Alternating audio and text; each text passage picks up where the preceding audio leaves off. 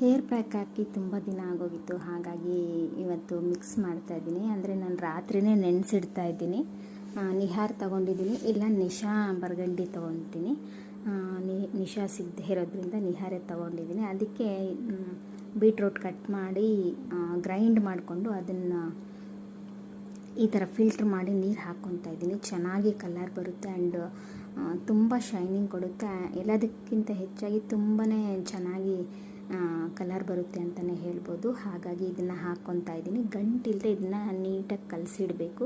Beetroot ಇಲ್ಲ ಅಂದರೆ tea powder ಮತ್ತು ಲವಂಗಿ, 1-2-3 ತುಳಸಿ ಎಲೆ ಹಾಕಿಬಿಟ್ಟು ಚೆನ್ನಾಗಿ ಕುದಿಸ್ಬಿಟ್ಟು ಆ ನೀರನ್ನ ಮಿಕ್ಸ್ ಮಾಡ್ಕೊತೀನಿ. ಅದು ಕೂಡ ಅಷ್ಟೇ ತುಂಬ ಕಂಡೀಷನಿಂಗ್ ಕೊಡುತ್ತೆ ಹೇರ್ಗೆ. ಆ್ಯಂಡ್ ಕಲರ್ ಕೂಡ ತುಂಬ ಚೆನ್ನಾಗಿರುತ್ತೆ ಆ್ಯಂಡ್ ಏರ್ ಫಾಲ್ ಆಗೋದು ಕಡಿಮೆ ಆಗುತ್ತೆ. ಅದು ಇನ್ನು ಬೀಟ್ರೂಟ್ ಇತ್ತಲ್ಲ ಅಂತ ಹೇಳಿಬಿಟ್ಟು ಇದನ್ನೇ ಮಿಕ್ಸ್ ಮಾಡಿ ಚೆನ್ನಾಗಿ ಮಿಕ್ಸ್ ಮಾಡಿ ಇಡ್ತಾ ಇದ್ದೀನಿ.